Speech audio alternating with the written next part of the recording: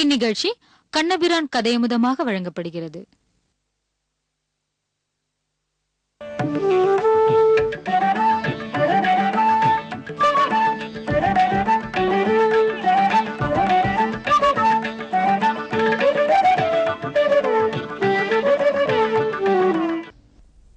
நிகம கல்பதரோர் கலிதம் பலம் சுகமுகாத் அமிர்தத்ரவ சயுதம் பிபத பாகவதம் ரசமாலயம் முகுரஹோ ரசிகா புவி பாவுகாக. இந்த ஸ்லோகம் பாகவத புராணத்தின் சீர்மை சொல்ல வந்தது. வேதங்களும் வேதாந்தங்களும் பகவானுடைய அருமை பெருமைகளை அறிவிக்கும். ஆனால் புரிந்து கொள்ளுவதற்கு கஷ்டமாக இருக்கும். பாகவத புராணமோ வேதாந்தத்தின் செழும் பொருளை வெகு எளிமையாக்கி நாம் அனைவரும் புரிந்து கொண்டு அனுபவிக்கும்படி கொடுத்திருக்கிறது. இப்பேற்பட்ட உபகாரம் செய்த சுகாச்சாரியருக்கும் அவருடைய திருத்தந்தையாரான வேதவியாச மகர்ஷிக்கும் எத்தனை நன்றி சொன்னாலும் தகும். ஓரொரு நாளும் அவருக்கு நன்றி சொல்லிக்கொண்டேதான் விழிக்க வேண்டும். ரிஷிகளுக்கு நன்றி சொல்லிதான் தூங்கப் போக வேண்டும். நம் முன்னோர்கள் இல்லாமல் போயிருந்தால் ஆத்மா எது, எத்தகையவன், பரமாத்மா எத்தகையவர், எதையும் நான் தெரிந்து கொண்டிருக்க மாட்டோம். ஆனால் அதெல்லாம் உங்களுக்கு அறிவித்தது நாங்க தான் என்றவர்கள் ஒரு நாளும் சொன்னது கிடையாது. நாம பண்ணாத விஷயத்துக்கு கிரெடிட்டை கிளைம் பண்றது நமக்கு வேலை. ஆனால் அனைத்தையும் செய்து முடித்துவிட்டு இதை நாம் எங்கு செய்தோம், பெருமான் தானே செய்வித்தான் என்று சொல்லுவது அவர்களுக்கு இருக்கிற சிறந்த பண்பு. ரிஷிகள் அத்தனை பேரும் எப்படி பகவானை தெரிந்து கொண்டார்கள்? ஆழ்வார்கள் 4000 பாசுரங்களோ, ரிஷிகள் எழுதி வைத்த புராணங்களோ இதிகாசங்களோ இவை இத்தனையும் பகவானை கூறுகின்றனவே. இவர்களுக்கு மட்டும் பெருமான் எப்படி தெரிந்து போனான்? ஏன் நம்மால் அவனை தெரிஞ்சுக்க முடியாதன்னா? அத்தனை பேருக்குமே பகவானை அறிவிப்பது ஒரே ஒரு பிரமாணம், வேதம் வேதாந்தம் ஆகிய பிரமாணம். உபனிஷத்துக்களை கொண்டுதான் பிரம்மத்தை நாம தெரிஞ்சுக்கிறதுக்கே முடியும். ரிஷியா இருந்தாலும் அதே உபனிஷத்தை வச்சு தான் தெரிஞ்சுக்கணும். நம் போன்ற ஏழை எளியவர்களா இருந்தாலும் அதே வேதம் உபனிஷத்தை கொண்டுதான் தெரிந்து கொள்ள வேண்டும். அப்ப வேதமே பகவானை அறிவிக்கும். வேத சொற்கள் அத்தனையும் ஒன்னொன்னும் எம்பெருமானைத்தான் நமக்கு புரிய வைக்கும். கிழ பகவானே பகலாஸ்வனுக்கும் ஸ்ருததேவருக்கும் உபதேசிக்கும் போது நானே வேதமாக இருக்கிறேன், வேதங்கள் அத்தனை என்னத்தான் உபதேசிக்கும், வேத சொற்கள் அத்தனை என்னத்தான் குறிக்கும் என்று கூறிக்கொண்டார். இப்போ உடனே சுகாச்சாரியர் இதை சொல்ல சொல்ல பரீட்சித்துக்கு சந்தேகம் வந்து விட்டது. வேத சொற்கள் எல்லாம் பகவானை குறிக்குமா? அது உண்மைதானா? சொற்கள் அத்தனையும் பெருமானைத்தான் குறிக்குமா? இப்ப புத்தகம்னு சொல்றோம், இது புத்தகத்தை தானே குறிக்கணும். கடிகாரம்னு சொல்றோம், கடிகாரத்தை தானே குறிக்கணும். விளக்குன்னு சொல்றோம், விளக்கத்தானே குறிக்க வேண்டும். சூரியன்னு சொல்றோம், சூரியனைத்தானே குறிக்க வேண்டும். ஆனா கண்ணன் இந்த இடத்துல சொன்னதை பார்த்தா மொத்தமே என்னத்தான் குறிக்கும், அனைத்து சொற்களும் பிரம்மத்தைத்தான் கூற வந்தன என்று பெருமான் கோஷித்தான். உடனே இப்ப பரீட்சித்துக்கு ஒரு சந்தேகம். 2 விதமா சொற்களை பிரிக்கலாம். அதாவது ஒரு புறத்தில் வைதிக சொற்கள், மற்றொரு புறத்தில் லௌகிக சொற்கள், வேதத்தில் இருக்கக்கூடிய சொற்கள். அப்படி அல்லாமல் நாம நித்தியப்படி நடைமுறையில பயன்படுத்துற சொற்கள். நான் கூடத்துல படுத்துன்னு தூங்கினேன், இது நம்ம நடைமுறையை பயன்படுத்தல் இருக்கிற சொல்லுதானே, இது லௌகிகமான சொல். நான் கூடத்தில் படுத்துறங்கினேன்னு வேதம் சொல்ல போறதா? அதே வேதம் சொல்லும் பகவான் தான் ஜகத்துக்கு காரணம், பகவான் தான் அனைத்துக்குள்ளும் நீக்கமர நிறைந்திருக்கிறார். இப்ப இதெல்லாம் வைதிக சொல்லுன்னு வச்சுடுவோம். நம்ம சாமானிய விவகாரம் வீட்டு பாஷை பேசிட்டு இருக்க மொழியோ அதெல்லாத்தையும் லௌகிக சொல்லுன்னு வச்சுப்போம். எல்லா சொற்களுமே பகவானைத்தான் சொல்லுமா, அல்லது வேதாந்த சொற்கள் மட்டும் பகவானை சொல்லுமா? எந்த சொல்லா இருந்தாலும் பகவானைத்தான் சொல்லும், அதுல எந்த சந்தேகமும் இல்லை. அதிலும் விசேஷித்து வைதிக சொற்கள் அத்தனையும் பிரம்மத்தை தான் சொல்லும். அப்பதானே வேதம் பகவானை சொல்லும்னே நம்மால பேசுறதுக்கு முடியும். ரிஷிகள் எல்லாம் வேதம் படிச்சார்கள், நன்கு அத்தியனம் பண்ணா பிரம்மத்தை தெரிஞ்சுனுட்டா. நீ வேதத்தை படி பிரம்மத்தை தெரிஞ்சுக்கலாம். நம்ம அப்பா அப்படி நமக்கு சொல்றார். இதோ பாசுரங்களை படிச்சியானா திருப்பாவை படி பகவான் எப்படிப்பட்டவர்னு தெரிஞ்சுக்கலாம். திருவாய்மொழி வாசி பெருமானுக்கு இருக்கிற பெருமை தெரியும். சுந்தரகாண்டம் பாராயணம் பண்ணுங்கோ, அப்பதான் சீதாராமர்களை பத்தி தெரிஞ்சுக்கலாம். இப்படி எத்தனை நாளா நமக்கு சொல்லி கொடுத்துன்னு வந்திருக்கா? நமக்கு அப்போ ஒரு விஷயம் நன்னா புரியல். சுந்தரகாண்டத்தில் இருக்கிற சொற்கள் எல்லாம் சீதாராமர்களைத்தான் சொல்லும். அதே போல பாகவதத்தில் இருக்கிற சொற்கள் எல்லாம் கண்ணனைத்தான் சொல்லும். வராக புராணத்தில் இருக்கிற சொற்கள் எல்லாம் வராக பெருமானத்தான் சொல்லும். மொத்தத்தில் வேதங்களோ வேதாந்தமோ இதிகாசங்களோ புராணங்களோ இதுல இருக்கிறதெல்லாம் பகவானைத்தான் சொல்லும்.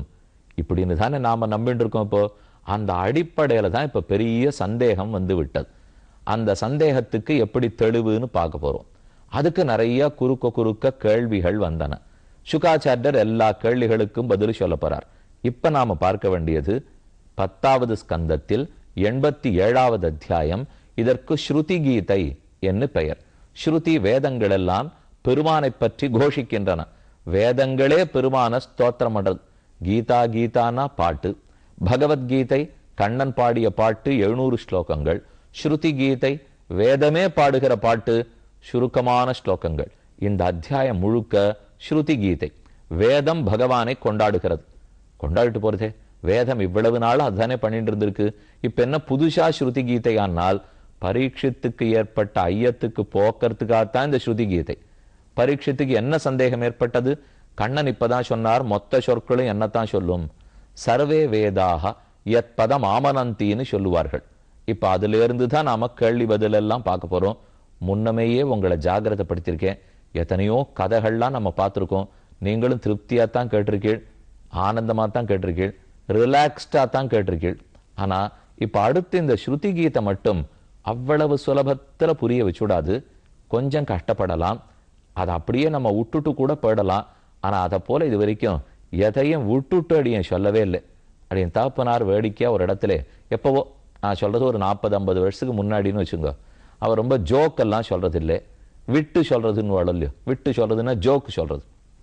ஒரு உபன்யாசம் முடிஞ்ச உடனே ஒருத்தர் வந்து கேட்டார், ஏன் சுவாமி நீர் விட்டெல்லாம் சொல்ல மாட்டேங்கிறீர், விட்டடிக்கிறதே இல்லையே, ஒரே சீரியஸா உபன்யாசம் பண்ணிட்டு இருக்கேன்னா. அவர் அதுக்கு பதில் சொன்னார், எனக்கு விட்டு சொல்றதுக்கு தெரியாதுன்னார். அப்படின்னா ரெண்டு அர்த்தம். இப்போ சிலேடைன்னு தமிழ்ல சொல்றோமோ இல்லையோ, விட்டுன்னா ஹாஸ்யம் ஜோக்குன்னு ஒரு அர்த்தம், விட்டுட்டு சொல்றதுன்னா தமிழ் படி பார்த்தா விஷயத்தையே விட்டுட்டு சொல்றதுன்னு அர்த்தம். இவர் கேட்டவர், நீர் ஜோக்கே சொல்றது இல்லையே, விட்டு சொல்ல மாட்டீரான்னு கேட்டார். அவர் சொன்ன பதில், எனக்கு எந்த அர்த்தத்தையும் விட்டுட்டு சொல்றதுக்கு தெரியாது, இருக்கிற எல்லா அர்த்தத்தையும் உள்ளபடி சொல்றதுக்கு தான் தெரியும். இப்போ உங்க இடத்துல கூட நிறைய ஜோக்கெல்லாம் பண்ணிட்டு இருக்கலாம். நீங்களும் கிட்டத்தட்ட இப்போ 5-5.5 வருஷமா கேட்டாச்சு. ஜோக்குக்கு இடம் இருக்க மாட்டேங்கிறது. வேடிக்கை ஹாஸ்யமானம்னா இதில் இருக்கிற ஹாஸ்யத்தை வேணா அனுபவிக்கலாமே தவிர, இதை தவிர எதுக்கான நம்ம வாய் அப்படி இப்படி மாறி பேச ஆரம்பிச்சுடுத்துனால் முதல்ல ஆத்ம நாசம். இந்த வாய் படைக்கப்பட்டது பெருமானை பற்றி பேச, மற்ற எதை பத்தி பேசுறதுக்கும் கிடையாது. மேல் அதற்கு பொழுதும் இல்லை. யார் வாழப்போற நாள் எத்தனை நாள்னு தெரியும்? இப்ப நாம எத்தனை நாள் சொல்லிட்டு இருக்க போறோம்னு சொல்றவனுக்கு தான் தெரியுமா? இல்ல கேட்டு இருக்கிறவாள் தான் எத்தனை நாள் கேட்டு இருக்க போறோம்னு அவர்களுக்கு தான் தெரியுமா? இருக்கிற நாளுக்குள்ளே சொல்லப்பட்ட விஷயத்தை விட்டுடாம சொல்லணும். அதுதான் ஒத்தொத்தருக்குமே ஆசையா இருக்கணும். அதனால இதுல இருக்கிற கஷ்டமான அர்த்தமா இருந்தா கூட விடுவதற்கு மனசில்லை.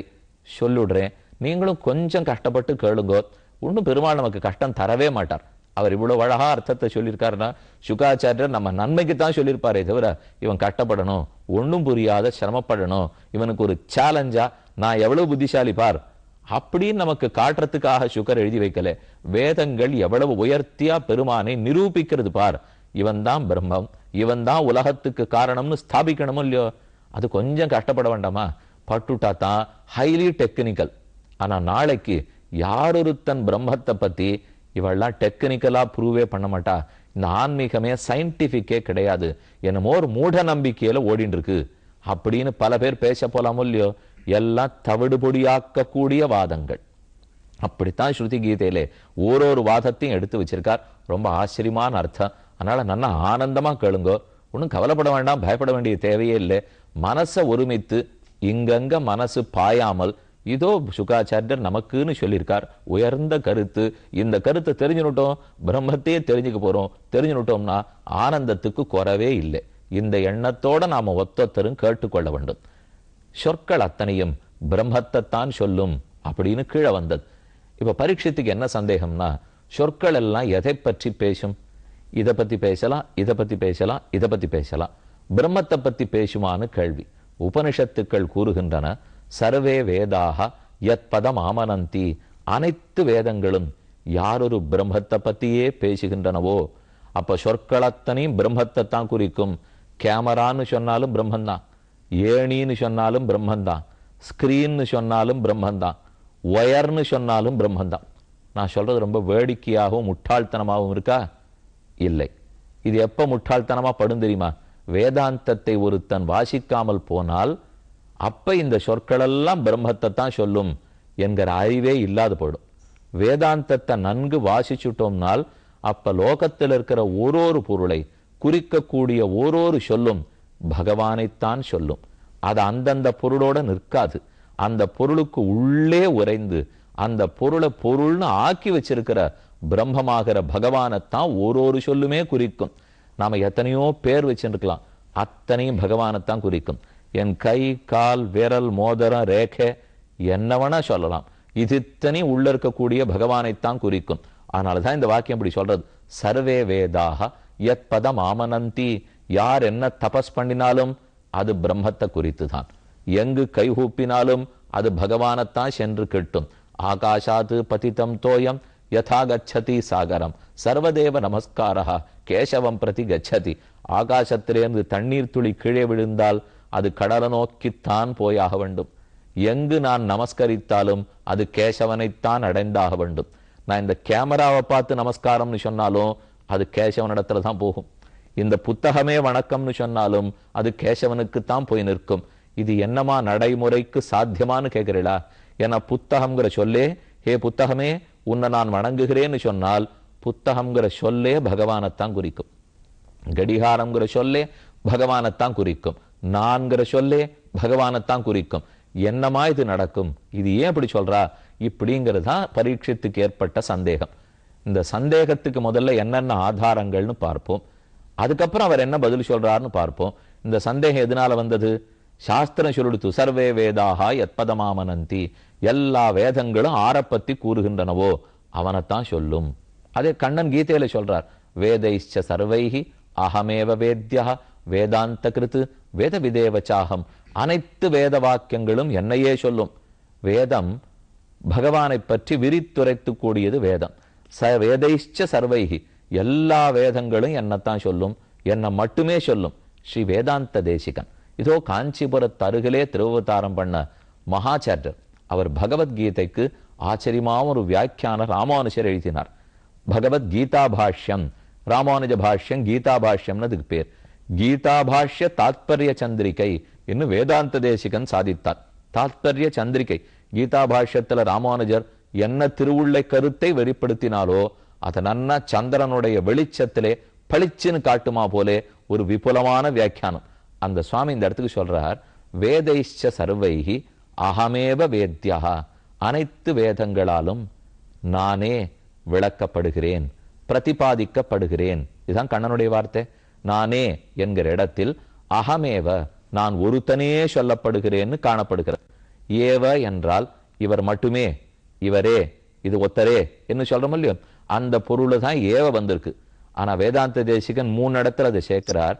வேதைரேவ அகம் வேத்யா, வேதைச்ச சர்வைஹி அகமேவ வேத்யா, வேதைச்ச சர்வைஹி அகம் வேத்ய ஏவச்ச. ஏவங்கிறத 3 இடத்துல சேர்த்தா எப்படி தெரியுமா வரும்? நானே வேதங்களால் சொல்லப்படுகிறேன். இதான் நம்ம முதல்ல பார்த்தது. இப்ப இன்னொரு 2 இடத்துல பார்க்க போறோம். வேதைரேவ அகம் வேத்யா, வேதத்தினால் மட்டுமே நான் சொல்லப்படுகிறேன், மத்த எதனாலும் நீ என்ன தெரிஞ்சுட முடியாது அர்ஜுனா. வேதத்தை ஒன்றை கொண்டுதான் என்ன நீ தெரிந்து கொள்வதற்கே இயலும். வேதைரேவ அகம் வேத்யா. அடுத்து வேதத்தை வச்சுட்டு என்ன மட்டுமே தெரிஞ்சுக்க முடியும். வேதம் மற்றொருத்தனை சொல்ல வரல, வேதம் என்ன மட்டுமே சொல்ல வந்தது. அப்ப வேதம் மட்டுமே என்னை சொல்லும், வேதம் என்னை மட்டுமே சொல்லும். ஏவாங்கிறத எங்க வேணா சேர்க்கலாம் இல்லையோ. அப்ப வேதைஹி அகமேவ வேத்யா, வேதைச்ச சர்வைஹி அகம் வேத்ய ஏவச்ச. வேத சொற்கள் எதுவும் என்னை சொல்லாமல் நிற்காது. வேதங்கள் அத்தனை என்ன மட்டுமே சொல்லும், வேதங்களால மட்டுமே நான் அறியப்படுகிறேன். வேத சொற்கள் ஒன்னொன்றும் என்னை சொல்லாமல் நில்லாது. இதுதான் கண்ணன் கீதையில சொல்லியிருக்கிறது. அப்ப வேதத்தினாலதான் பெருமாளை தெரிஞ்சுக்க முடியும், வேத சொற்களால பகவானை சொல்லாமல் நிற்பதற்கு இயலாது. ஆழ்வார் அப்படியே தமிழ்படுத்தினார். பன்னலார் பயிலும் பரனே பவித்திரனே. பன்னலார் பயிரும் வேதத்தை அறிந்தவர்களெல்லாம் உன்னை புரிந்து கொள்ளுகிறார்கள். ஆனா உன்னை புரிஞ்சுன்னு முடிச்சிட்டாளான்னா வேதங்களும் உன்னை சொல்ல பிரயத்தனப்பட்டன, இன்னும் முயற்சி செய்து கொண்டிருக்கின்றன. ஆனால் சொல்லி முடித்த நாளோ கிடையாது. ஆண்டாள் சாதிக்கிறாள், ஊற்றமுடையாய் பெரியாய் உலகினில் தோற்றமாய் நின்ன சுடரே துயிலழாய். ஊற்றமுடையாய் வேதத்தினால் நன்கு கூறப்படுபவனே. அப்ப பகவானை பார்த்தோ கேட்டோ தெரிஞ்சுட முடியாது, அனுமானம் பண்ணி யூகிச்சும் தெரிஞ்சுக்க முடியாது. ஒரே வழி சாஸ்திரம்தான். வேத சாஸ்திரங்களை கொண்டுதான் பெருமானை தெரிஞ்சுக்க முடியும். அப்ப வேதத்தை அத்தியனம் பண்ணி நன்கு உபனிஷத்தினுடைய கருத்துக்களை புரிஞ்சுண்டு விசாரம் பண்ணி உபன்யாசம் கேட்டு இத்தனையும் பண்ணாதான் பிரம்மத்தை தெரிஞ்சுக்க முடியும். இதை தவிர அவனை அறிந்து கொள்வதற்கு வேறு வழி இல்லை என்று முடிந்ததா? இந்த முடிந்த கருத்தை நன்னா மனசுல வச்சுக்குங்க. இனிமே பார்க்க வேண்டியது, இதுலதான் பெரிய ஆக்ஷேபம் ஏற்பட்டது. பரீட்சித்துக்கு ஏதோ சந்தேகம் வருது. என்ன சந்தேகம், என்ன சமாதானம்னு மேலே பார்ப்போம்.